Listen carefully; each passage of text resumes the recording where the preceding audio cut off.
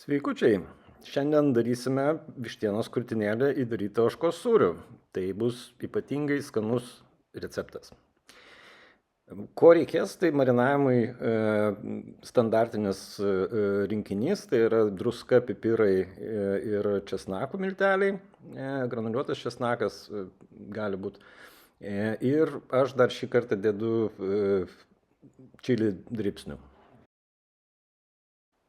Pasiruošiam prieskonių mišinį, tai yra sumaišom druską su čili pipirais paprastais ir česnakais granuliuotais. Ir tada ruošiam krūtinėlės įtrynimui. Prieš įtrinant krūtinėlės geriausia iš karto pasiruošti antram etapui, kai bus prieš kepimą dėsim sūrį. Tai tam pasidarom su aštriu peiliu tiesiog tokias kišenes, į kurias po to bus galima jo ir pridėti. Prapjaunam ne iki apačios, ne kiaurai, o tiesiog padarom vietos prieskoniams ir sūriui. Tuo pačiu geriau tai daryti prieš marinuojant, kadangi bus geriau įsigirs prieskoniai, nors galima ir visą krūtinėlę išmarinuoti, po to prieš kepimą padaryti tą patį. Kiek dėti druskos, prieskonių, kiekvieno asmeninis reikalas, bet aš visada žiūriu pagal mėsos gabalo dydį. Jeigu mėsos yra mažiau, jinai plonesnė, tada reiškia iš esmės dedam mažiau, jeigu jūs storesnė, dedam daugiau.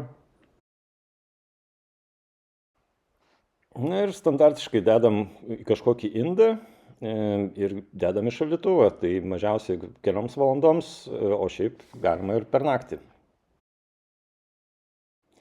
Šiandien kepsime tiesiog ant grotelių, be deflektoriaus, tiesioginiu būdu ir naudosime rūkinimui medienos pagaliukus. Na ką, kūriam kamadą. Kol ugnis įsidega, galima pasiruošti padažą aptepimui papildomai kepimo metu krūtinėlių. Tam reikės kečupo, siračios, garstyčių, ryžių acto ir worcesterio padažo. Šiuo atveju ingredientus maišau iš akies, tai čia pagal skonį, kam patinka aštriau, kam patinka labiau rūgštesnis, tai čia reikia išbandyti, bet matot turbūt proporcijas apytiksliai.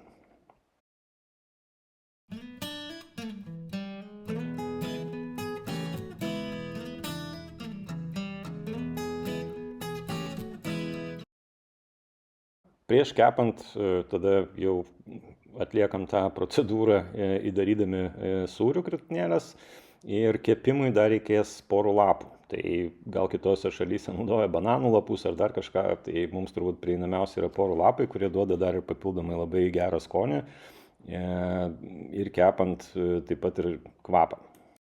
Su sūriu turbūt nereikėtų persistengti, nes jisai vis tiek yra skirtas tam, kad krūtinėlė neišsausėtų, kad duotų papildomai skonio, bet po arbatinį šaukštelį daugmaž, ta prasme, kiekvieną krūtinėlę turėtų užtekti tam, kad skonis būtų geras ir išlaikytų drėgnumą kepimo metu mėsa, tai bus tikrai pakankama.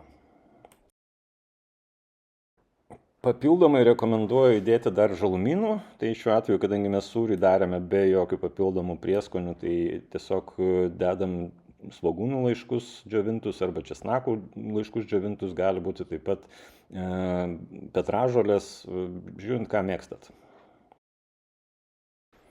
Na ką, uždegtukas jau sudegė, kamadas dar nėra pilnai įšylęs, tai kaip ir visada mano mėgstamiausias būdas tai yra dėti ne tada, kai jis yra jau pasiekęs aukščiausią temperatūrą, kuri reikalinga kepimui, bet kol dar viskas šyla, tai dedam medienos pagaliuką tam, kad gautų truputį dūmo, pasirūkintų mėsą ir dedam groteles, kaip sakiau, tiesioginiu būdu.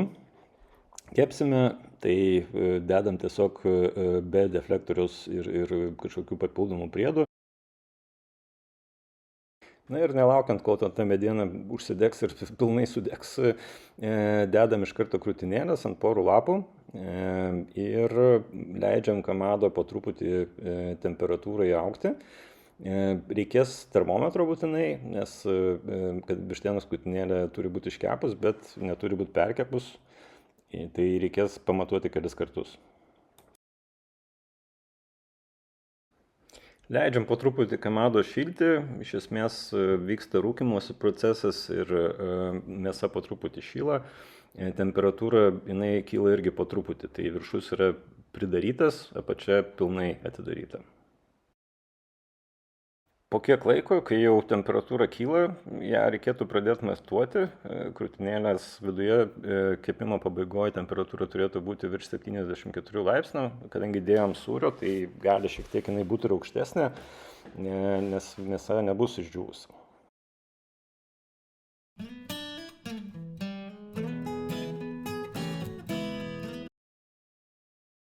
Na ir likus kažkiek laiko iki pabaigos, jau temperatūra, kai pasiekia 50-60 laipsnių, pradedam tepti mūsų pasiruoštų iš anksto padažu. Ir tą galima padaryti porą kartų. Ką tai duoda, tai neleidžia išsausėti mėsai. Ir aišku, tai yra papildomas skonio sluoksnis. Tai labai derinys geras tiek su sūriu, tiek su vištiena šito padažo. Ir labai rekomenduoju naudoti, nors esu kepęs ir be. Jeigu kam nepatinka, galima nedėti.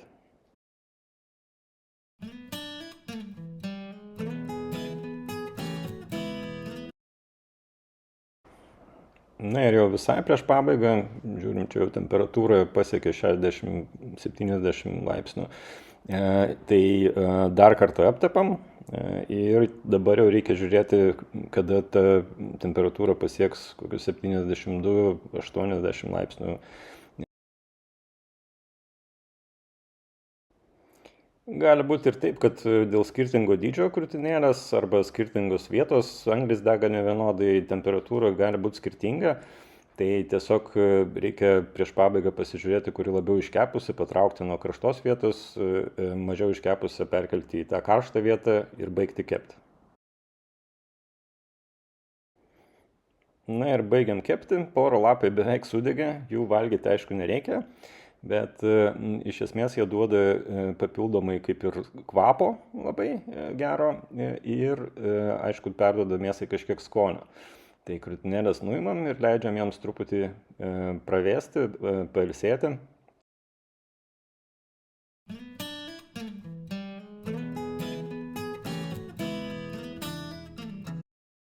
Ką, skanaus ir iki kito karto.